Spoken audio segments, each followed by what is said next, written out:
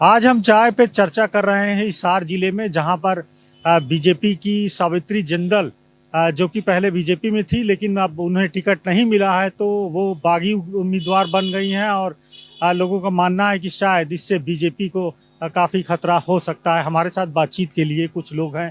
Uncle, आपको क्या लगता है कि सावित्री जिंदल के खड़े होने से बीजेपी का जो चांस है वो कितना, मतलब सही रहेगा या नुकसान होगा?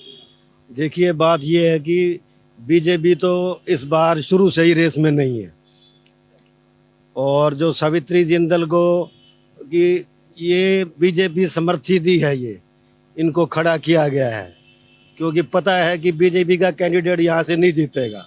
अगर बीजेपी की टिकट सावित्री जिंदल को दी जाती तो ये सीट क्लियर थी, लेकिन कमल गुप्ता जी ऊपर जाके संघ से टिकट ले आए तो उसका मतलब कि सावित्री जिंदल जो जैसे परिवार है, अमीर घराना परिवार है, तो उन्होंने मतलब कि ये स्टैंड लिया कि हमें टिकट नहीं मिला, तो उन्होंने इंसल्ट फील किया। उनका बेटा एमपी है यहाँ से। हाँ, एमपी है, लेकिन उन्होंने भी काफ़ी मतलब कि कोशिश की है, लेकिन जो उन्होंने, मैंने कहा है आपको कि टिकट संघ से मिली है कमल गुप्ता को, क्योंकि संघ वालों की कोई बात टाल नहीं सकता, चाहे मोदी हो चाहे अमित शाह हो, कोई भी हो। तो आपको क्या लगता है कि हरियाणा में इस बार जो है, पिछले 10 सालों से बीजेपी की सरकार है, केंद्र में भी बीजेपी की सरकार है, तो क्या इस बार मतलब वही सरकार चुनी जाएगी या कुछ बदलाव होने?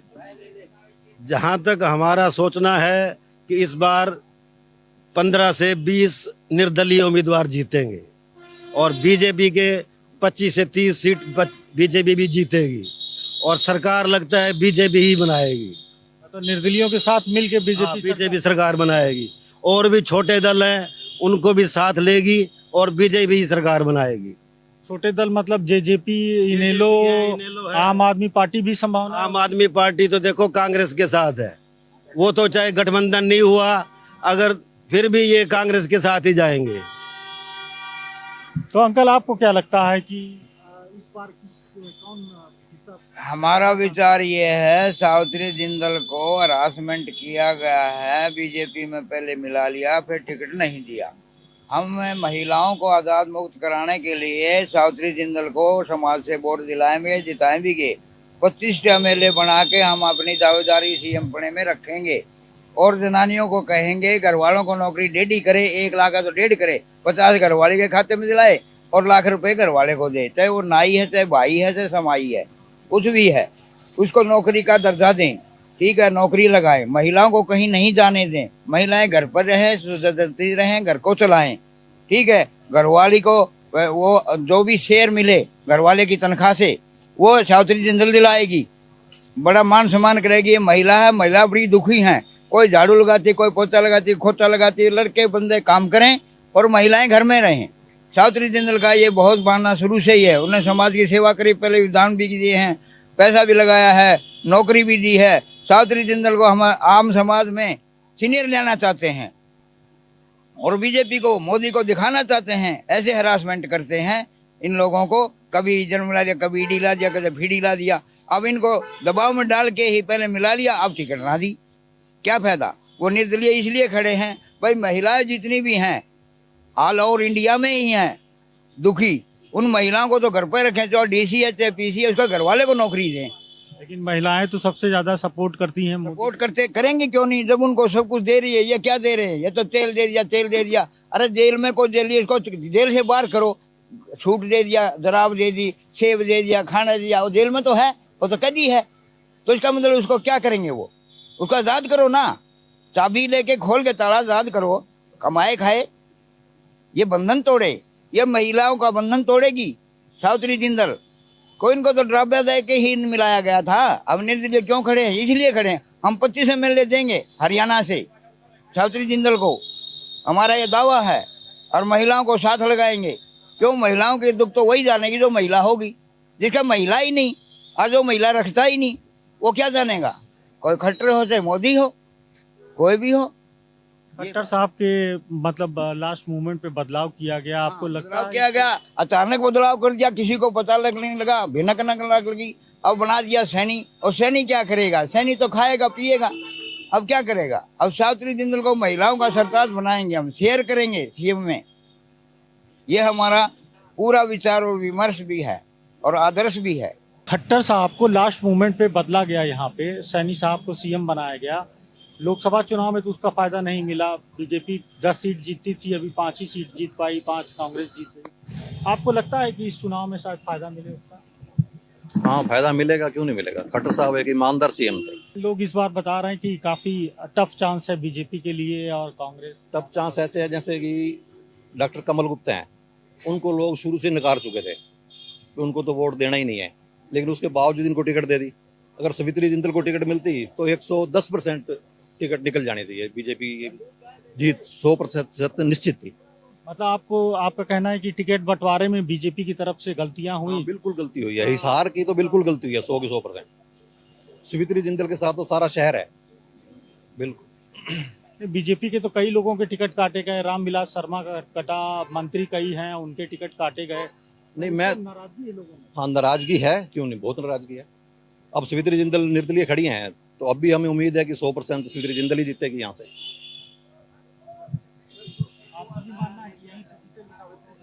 नहीं, मैं ये नहीं मानता। इस बार टफ मुकाबला है। इस बार हिसार में टक्कर सावित्री जिंदल बनाम अमित ग्रोवर की है। अमित ग्रोवर एक जुझारू नेता है जो कि शहर के अगर कोई कूड़ा पड़ा हो तो कस्सी लेके वो कूड़ा खुद उठाने लग जाता है। ऐसा नेता है वो। मतलब कि ऐसा काम और कोई शहर में जितने भी कैंडिडेट खड़े हुए हैं वो नहीं कर सकता जो अमित ग्रोवर कर सकता है। किसी का काम हो, किसी भी शहर का, किसी भी मतलब की जाति का, हर बंदे का काम वो करता है। और उससे बढ़िया मतलब कि ईमानदार, मेहनती, उससे बढ़िया नेता नहीं है। अगर हिसार की ये बदकिस्मती होगी अगर वो उसको ये नहीं जिताएंगे तो। ये जीतेगा, जिताने वाले तो अपनी उम्मीदों पे संसार बसा है। उम्मीद सब अपनी अपनी करते हैं। जो सरे देता है, आश्वासन नहीं के मुकम्मल मौके पर अमल करता है, वही का हम दावा करते हैं। मेरा नाम रामकिशन है, मैं बिजली बोर्ड से रिटायर हूँ और मैं ये कहता हूँ कि महिलाओं का भला करने के लिए सावित्री जिंदल वाजिब है। अच्छा अंकल, ये बताइए कि बीजेपी की सरकार रही 10 साल में, आप कितने खुश हैं उससे? बीजेपी को मतलब कितना नंबर देना? 2%। 10 में से 2%। कमल भाजपा से है, कमल गुप्ता से है 10। चलो मैं 2% मानता हूँ। चलो कोई बात नहीं, कोई एयरपोर्ट का लगा लो थोड़ा बहुत, और ये पार्कों की लाइट वगैरह लगा लो, रोड पे काम लगा लो। बीजेपी से सब रोड खराब, भ्रष्टाचार, सब कुछ है जी खराब। धरातल में तो कोई काम नहीं है कमल गुप्ता से। जो मेन धरातल पे काम होना चाहिए, आम आदमी को जोड़ते हैं। हॉस्पिटलाइज का मान लो या कचहरी में, तहसील में लगा लो, आप परेशान लोग, तो ये चीजें होनी चाहिए ना, वो नहीं हो रही। तो पार्कों में लाइट लगा दी, रोड पे लाइट लगा दी, इनको हम नहीं मानते भी काम है ये जरूरी नहीं है काम। तो काम जरूरी है वो नहीं हो रहे। लेकिन बावजूद इसके 10 साल से तो बीजेपी की सरकार है कि ऊपर से मोदी की लहर थी, कुछ उसकी किस्मत अच्छी थी, चलो जीत गई।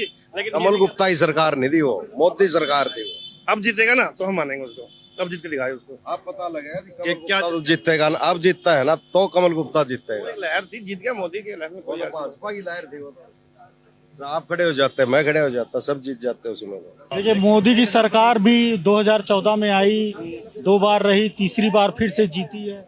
ये जितना नहीं होता जी। तो मतलब 2400 पार के जो वादे थे वो कहाँ गए? 240 में तो मतलब वही बात ना, मतलब वही वही रिजल्ट आपको हरियाणा में भी दिखाई देगा। हरियाणा में तो देखो जी, हम तो अपने क्षेत्रवाद ये है ना, हिसार की, इसकी सीट की बात करते हैं। बाकी हम ना कहीं गए, हमें पता नहीं। लेकिन यहाँ पर कमल गुप्ता 0, सावित्री जीतेगी 101%, 1000%। 30,000 वोटों से जीतती जब माता सावित्री जिंदल हिसार से जी।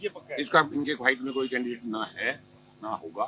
सब आदमी लोकप्रिय कैंडिडेट है, सब लोग दिल से चाहते हैं। इन्होंने सब समाज का, हिसार शहर का इतना भला करा हुआ है, इतना भला करा हुआ है कि कोई कम्युनिटी हो, कोई पार्टी हो, किसी को कोई मतलब नहीं है। सब लोग इसको दिल से चाहते हैं और हर आदमी चाहता है मन से कि सावित्री जिंदल लायक बने और शहर का सुधार करे, विकास करे। हर आदमी चाहता है, चाहे वो किसी भी समुदाय का हो। ये नहीं है कि वो भी अग्रवाल समाज है या बनिया समाज है या वैश्य समाज है, पंजाबी समाज है या जाट समाज है, कुछ कोई मतलब नहीं है। छत्तीस जाति दीवानगी है, दीवानगी है। हर आदमी दिल से उसकी उनके प्रति दीवानगी है।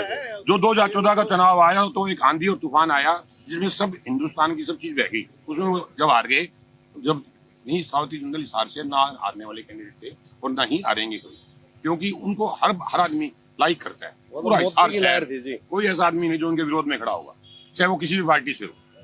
ये ऐसा नहीं है कि वो बीजेपी दूसरी पार्टी से आई, उस पार्टी, सब आदमी लाइक करते हैं। वोट देना एक अलग चीज है, दूसरी पार्टी को वोट देंगे लोग, उसको भी वोट देंगे, वो अलग बात है। जो दूसरे को वोट दे रहा है वो भी मन से लाइक कर रहा है और रिस्पेक्ट कर रहा है। लेकिन इस बार अंकल बीजेपी की तरफ से 47 जो बागी उम्मीदवार हैं उनके वो आए हैं।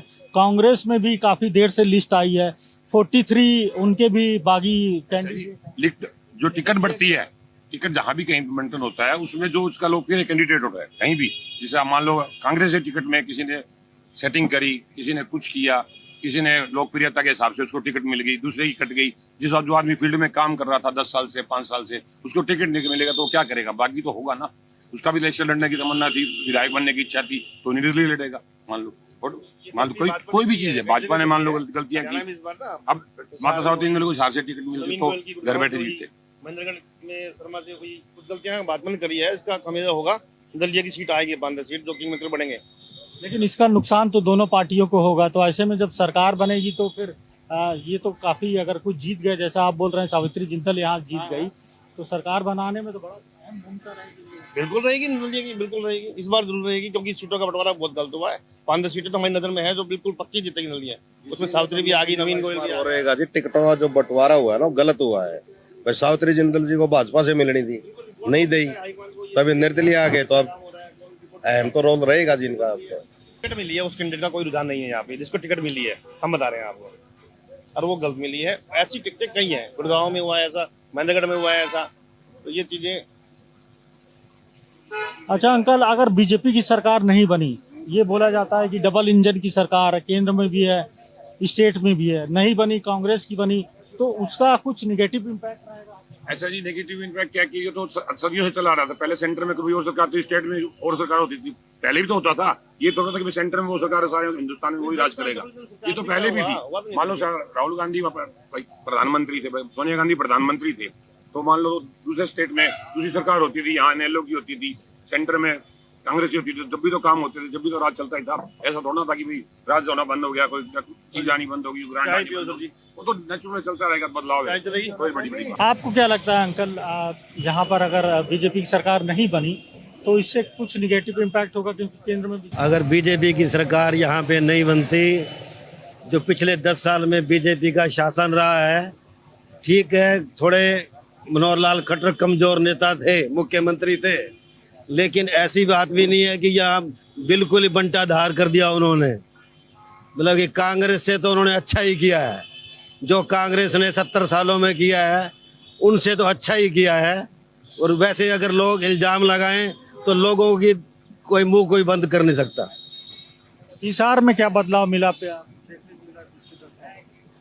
हिसार में काम नहीं हुए। ये सब पहले कांग्रेस की सरकारों का काम नहीं, ना कांग्रेस की सरकार में तो होता ही नहीं थे, बीजेपी की सरकार में फिर भी 20-25% काम हुए हैं, पूरे नहीं हुए। तो आपको क्या लगता है कि मतलब बीजेपी फिर से वापस आएगी या? मैं तो शुरू से ही कह रहा हूँ कि बीजेपी सरकार बनाएगी, 100% बीजेपी सरकार बनाएगी, उनका कोई मुकाबला नहीं है। और कांग्रेस में अंदरूनी लड़ाई है, उनकी मुख्यमंत्री की सीट के ऊपर भी लड़ाई है। हालांकि वो ये कह रहे हैं कि मतलब कि भूपेंद्र हुड्डा को उन्होंने विश्वास में लेकर उनके कहने पे 80% सीटें दी हैं, लेकिन जब सीएम की बात आएगी तो रणदीप सिंह सुरजेवाला और कुमारी शैलजा ये भूपेंद्र सिंह हुड्डा को पूरी कोशिश करेंगे कि सीएम ना बनने दें। कांग्रेस में भी सीएम पद के लिए काफी लड़ाई देखी जा रही है, मतलब भूपेंद्र सिंह हुड्डा हैं तो दूसरी तरफ शैलजा हैं, और वो तो खींचतान तो रहेगी। मैं पहले ही बता रहा हूँ कि उसमें खींचतान है। उनका सीएम अभी कुछ डिसाइडेड नहीं है कि कौन सीएम बनेगा। हमारा बीजेपी का तो डिसाइडेड है, नायब सिंह सैनी बनेंगे। आपको क्या लगता है कि कांग्रेस में यदि सरकार बनती है तो सीएम पद के लिए आसान रहेगा चुना जाना, या? देखिए, अगर मान लो सीटों का रिजल्ट के ऊपर डिपेंड करता है। अगर 60 से प्लस सीट आती है तो थोड़ा हमें डाउट है भी हुड्डा नहीं बनेगा, और उसे 40+ सीट आती है हुड्डा 101% बनेगा। भूपेंद्र सिंह हुड्डा सीएम बनेगा जी, नो कोई डाउट है। ना ही हरियाणा की सरकार चला सकता कोई आदमी, ना रणदीप सुरजेवाला चला सकता, ना कुमारी शैलजा चला सकती। सरकार और हरियाणा स्टेट जो ऐसी स्टेट है जी, या जब तक कोई बोल्ड सीएम नहीं होगा नहीं चला सकता। मनोहर लाल खट्टर सीएम थे, कोई गलत सीएम तो ना थी, बोल्ड नहीं थे, उनकी डिसीजन पावर, मेकिंग पावर जो थी वो बोल्ड नहीं थी, नहीं चल पाई। अफसरशाही हैवी थी और आज भी अफसरशाही हैवी है, और इसीलिए लास्ट टाइम में बदलने पड़े वो। मनोहर लाल खट्टर गलत नहीं थे, आगे लास्ट तो टाइम सीएम में होना बदलने पड़े ना खट्टर साहब। चाहिए जी। सीएम की अफसरी को नहीं मानना जी, तो वो सरकार कैसे चलाए? ऐसा नहीं थे वो गलत थे, वो ठीक थे, अपनी जगह राज किया, सीएम थे, ईमानदार थे, सभी की थे। लेकिन अगर अफसर ही नहीं मानेगा, जब कोई आदमी रिप्रेजेंटेटिव है हरियाणा, तो उसकी कोई मानेगा नहीं, तो वो काम कैसे करेगा? हुड्डा ही सीएम बनेगा जी। वो गलत नहीं थे। साहब आएंगे जी सीएम तो कांग्रेस से, तो ना कोई शैलजा नहीं, ना कोई सुरजेवाला। ये टाइम पास की बातें हैं, ये टाइम पास वाली बातें हैं, कोई को नहीं। हुड्डा साहब अगर कांग्रेस की बहुमत आया तो भूपेंद्र जी हुड्डा ही सीएम बने, कोई डाउट नहीं, इसमें कोई परंतु नहीं है। कोई घंटे बाद बढ़ जाएगा, चला सकता जी कांग्रेस से, सरकार भी हुड्डा ही साहब चला सके, और कोई चला भी नहीं पाएगा, वही चलाएगा। टाउन सिटी उन्होंने अपनी मर्जी से लिया है हुड्डा ने, तो इतनी चल गई अभी, तो आगे फिर हुड्डा नहीं चलेगी। उन्होंने सीटों में बंटवारे में अपनी चला ली। तो कांग्रेस से हुड्डा का चेहरा खत्म कर दो, कांग्रेस से सरकारी को नहीं आनी फिर, और बोलो। इस बार चुनाव में कांग्रेस की लिस्ट बहुत देर से आई है और काफी बागी भी है, कांग्रेस की तरफ भी है, बीजेपी की तरफ से है। तो आपको क्या लगता है कि बागी खेल बिगाड़ सकते हैं कांग्रेस पार्टी? नहीं जी, बाकी खेल नहीं बिगाड़ सकते। जो है वो जो माहौल है कांग्रेस का, वो कांग्रेस का रहेगा, कोई फेरबदल नहीं होगा बीजेपी। मुख्यमंत्री कुमारी शैलजा चाहिए जी, मुख्यमंत्री कुमारी शैलजा, हुड्डा नहीं होना चाहिए। क्यों कोच साहब? लेकिन सब तो कहते हैं कि नहीं, भूपेंद्र हुड्डा और उनके समर्थकों को टिकट मिला है, तो अगर कांग्रेस की सरकार बनी तो हुड्डा ही रहेगा। ना कुमारी शैलजा जी, कुमारी शैलजा जी को बनाएंगे मुख्यमंत्री तो कांग्रेस को वोट देंगे, वरना बीजेपी। तो ये पहले से कैसे तय होगा कि शैलजा मुख्यमंत्री बनेंगी या हुड्डा मुख्यमंत्री बनेंगी? ये तो हाईकमान को डिक्लेयर करना पड़ेगा जी पहले। अभी तक तो डिक्लेयर नहीं किया है, वो तो बाद में फिर बीजेपी को वोट जाएंगे जी, वोट खराब हो रहे हैं ना कांग्रेस के यहाँ। मतलब शैलजा मुख्यमंत्री रहेगी तभी जो है कांग्रेस को मोड़। हाँ जी, हाँ जी। बाकी ये कोच साहब बताएंगे। कह रहे हैं कि नहीं, शैलजा अगर मुख्यमंत्री कैंडिडेट बनाई जाएंगी तभी कांग्रेस को वोट मिलेगा, नहीं तो सभी का अपना अपना मत है जी, किसका मन किसी मुख्यमंत्री बनाने में, किसी को किसी में बनाने का। पिछले 10 साल से हरियाणा में बीजेपी की सरकार है, आपको क्या लगता है बीजेपी ने अच्छा काम किया है? कुछ अच्छे काम है, कुछ गलत काम भी हुए हैं, मिक्स है, मिला जुला सा है। लेकिन 10 साल का कार्यकाल काफी लंबा हो जाता है, 5 साल में लोग उब जाते हैं। तो इस बार बदलाव लग रहा है कि शायद बदलाव होगा। लेकिन केंद्र में भी बीजेपी की सरकार है, मोदी जी प्रधानमंत्री हैं, हरियाणा में भी बीजेपी की सरकार, बोलते हैं कि डबल इंजन सरकार होती तो विकास अच्छा होता है। अभी तक 10 साल डबल इंजन की सरकार थी ना, तो काम कुछ सेंटर से जो मदद मिलनी चाहिए वो मिली भी है। लेकिन जो जैसे यूपी के अंदर देखा होगा आपने, मुख्यमंत्री के ऊपर भी है काम करवाना, खुद के ऊपर भी योगी का चल रहा है वहाँ। यहाँ कोई ऐसा नहीं है कि कोई अपना सेल्फ डिसीजन लेने वाला हो, अपने अलग से पहचान बनाने वाला मुख्यमंत्री नहीं रहा। कुछ वर्कर के काम भी कम हुए, तो 10 साल के अंदर काफी बदलाव चाहती है जनता। ऐसा लग रहा है कि शायद चेंज हो। खट्टर साहब यहाँ पे थे, लेकिन अभी कुछ दिन पहले चेंज कर लिया गया, क्या उसका फर्क पड़ेगा? सैनी मुख्यमंत्री बनाए गए नायब सिंह? उसमें ज्यादा फर्क तो नहीं लग रहा मेरे को, क्योंकि चलो सैनी समाज है वो थोड़ा सा जुड़ सकता है, लेकिन दूसरे लोग थोड़ा सा दूर हो जाते हैं। तो इसमें ज्यादा फर्क महसूस नहीं कर रहा मैं तो, क्योंकि अभी तक जो सैनी का जो थोड़ा कार्य कर रहा है, जितना भी रहा है, उन्होंने अपने डिसीजन लिए ही नहीं कभी। तो लोग तो ये सोच रहे थे कि जो मनोहर लाल खट्टर चला रहे थे वही चला रहे। तो देखो कांग्रेस आएगी, कांग्रेस जिंदाबाद। मतलब गेम के लिए उन्होंने, बीजेपी ने कुछ भी नहीं किया, स्पोर्ट्स पर्सन के लिए, रेसलिंग के लिए और आर्मी के लिए, किसानों के लिए आर्मी 4 साल की कर दी उनकी जॉब, तो इसीलिए बीजेपी ने कुछ भी नहीं किया। तो आपकी नाराजगी बृजभूषण सिंह वाले मुद्दे को लेकर है कि उनका विवाद रहा कुछ रेसलर के साथ यहाँ पे? स्पोर्ट्स में कुछ भी नहीं किया। हाँ, बीजेपी ने क्या किया, स्पोर्ट्स में कुछ भी नहीं किया। पीएम तो जो मेडल विनर हैं, जो ओलंपिक में या जाते हैं बड़े बड़े इवेंट्स में, सबके साथ शेयर करते हैं। पहले भी उत्साह बढ़ाते हैं, बाद में जब मेडल जीत के आते हैं तो फिर उनके साथ भी मीटिंग करते हैं। वो तो उनको वोट चाहिए इसलिए करते हैं वो। तो आपको क्या लगता है, मतलब स्पोर्ट्स में किस तरह की सरकार आपको सहायता करे, या क्या भाई फंड वगैरह, और हमारे पास अभी कोच नहीं है कोई भी। हमारे सर DSO बन गया, ठीक है, खाली पड़ा सबको पता है। तो अच्छी फैसिलिटी होनी चाहिए, जो भी है। मतलब इन्होंने कुछ नहीं किया बीजेपी ने, सीधी सी बात है। मतलब हरियाणा में बीजेपी ने, या मतलब केंद्र में मोदी जी ने भी कुछ नहीं किया स्पोर्ट्स के लिए? अब हम तो हरियाणा में रहते हैं, हमें हरियाणा का पता। हरियाणा में कुछ नहीं किया, हाँ कुछ नहीं किया। स्पोर्ट्स में बता रहे हैं कि कुछ सरकार यहाँ सहयोग नहीं करती, सपोर्ट नहीं करती। ये मानता हूँ जी, जब हुड्डा सरकार कांग्रेस का हरियाणा में थी, जब 7 करोड़ रुपए ओलंपिक में थे गोल्ड मेडल के, दूसरे नंबर के 5 करोड़ और तीसरे नंबर के 3.5 करोड़। विंग थी, स्पैट चल रही थी, जो छोटे लेवल से बड़े लेवल के जाने के लिए खर्चा चाहिए जी, वो स्पैट का हुड्डा साहब ने चला रखा था, कांग्रेस ने चला रखा था। ऊपर जाने के मंथली इनकम थी ताकि ऊपर लेवल पे आए। ऊपर लेवल पे जाके तो खिलाड़ी का सम्मान करें, उसका क्या मतलब, जो नीचे से ऊपर ले जाए उसका सम्मान होना चाहिए जी। जो गरीब घर के बच्चे हैं उनको सपोर्ट्स में चाहिए, वो चीज कांग्रेस कर रही थी, इसलिए हम चाहते हैं कि कांग्रेस आए।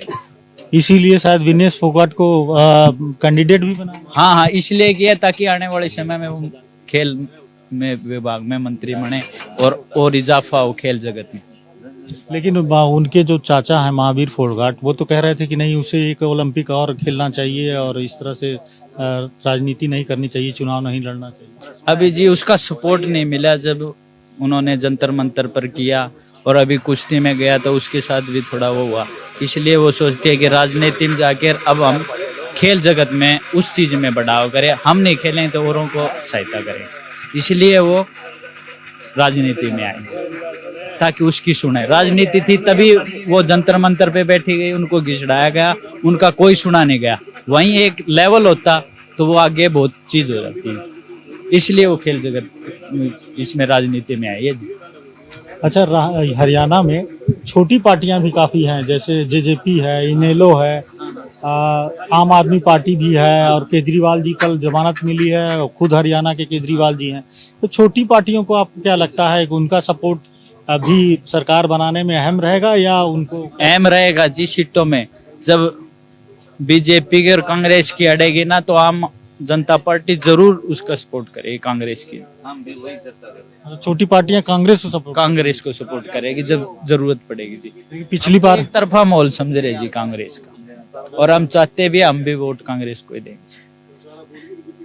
लेकिन जो बागी कैंडिडेट है ना, उसके कारण कांग्रेस का थोड़ा लेट भी लिस्ट आई, और उसके कारण जो है ऐसा लग रहा है कि शायद कांग्रेस को जो एज थी इस चुनाव में, कैंडिडेट की लिस्ट देर में जारी होने पे शायद कुछ गड़बड़ हुआ। वो तो फेरबदल था जी कांग्रेस का, वो तो राजनीति हाई लेवल की हो गई, इतना तो पता नहीं कि उनको लेट कैंडिडेट किया, इनके कारण वोट टूटे हैं। लेकिन जो आदमी किसान जुड़े थे उसमें या खिलाड़ी जुड़े थे, वो कांग्रेस की तरफ जाएंगे, उसका कोई फर्क नहीं होगा कि लिस्ट देर तक आई या पहले आई।